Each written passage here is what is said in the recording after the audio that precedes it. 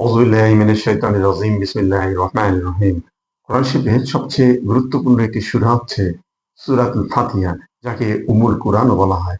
এই সূরার প্রথম আয়াতটি হচ্ছে আলহামদুলিল্লাহি রাব্বিল আলামিন। মহান রব্বুল আলামিনের ৯৯টি গুণবাচক নামের মধ্যে একটি গুণবাচক নাম হচ্ছে রব। তিনি ৯৯টি গুণবাচক নামের মধ্য থেকে তিনি এই সূরা ফাতিহার মধ্যে তার এই গুণবাচক নামটি ইনক্লুড করেছেন রব হিসাবে। আমরা যদি নামাজে রুকুর দিকে তাকাই, রুকুতে গিয়ে আমরা একটি তাসবিহ পাঠ করি, সেটা হচ্ছে সুবহানা রাব্বিয়াল আযীম। রুকু থেকে ওঠার সময় আমরা আরেকটি তাসবিহ পাঠ করি, রাব্বানা লাকাল হামদ।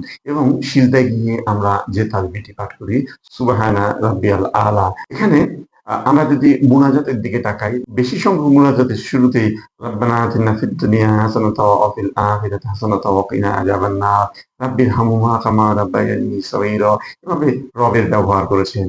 আমরা যদি আমাদের কবরের দিকে তাকাই, কবরের প্রথম ৩টি প্রশ্ন করা হবে।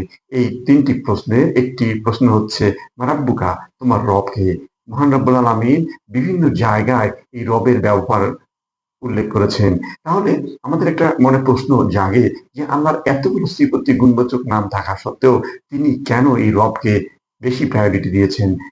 আমরা যদি রবের অর্থের দিকে তাকাই, তাহলে আমরা দেখতে পাবো রব মানে হচ্ছে অভিভাবক, রব মানে হচ্ছে সৃষ্টিকর্তা, রব মানে হচ্ছে রিজিকদাতা, রব মানে হচ্ছে আইনদাতা, রব মানে হচ্ছে প্রতিপালক। তাহলে আমাদের সামনে এখন প্রশ্ন এসে দাঁড়ায়, আমরা কি আমাদের মহান রব্বুল আলামিনকে, আল্লাহকে রব হিসাবে আমরা মেনে নিতে পেরেছি কিনা?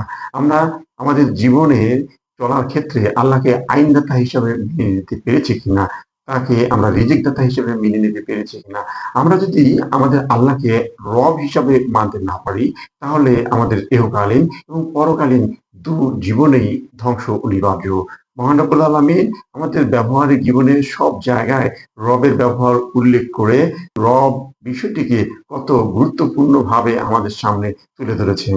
তাই আসুন আমরা আল্লাহকে রব হিসাবে মেনে নিয়ে আমাদের জীবনকে যদি আমরা পরিচালনা করতে পারি, তাহলে হয়তোবা আমরা কাল কিয়ামতের ভয়াল সেই দিনে, সেই পরীক্ষায় উত্তীর্ণ হতেও পারি। আল্লাহ তাআলা আমাদের সকলকে এই রবের গুরুত্ব, রবের মাহাত্ম্য এবং রবের শিক্ষা আমাদের জীবনে, আমাদের সামাজিক জীবনে, আমাদের রাজনৈতিক জীবনে, আমাদের ব্যক্তি জীবনে বাস্তবায়ন করে আমাদের জাহানের কামিয়াবি অর্জন করার তৌফিক দান করুক। ওয়া মা তৌফিক ইল্লা বিল্লাহ। আসসালামু আলাইকুম ওয়া রাহমাতুল্লাহি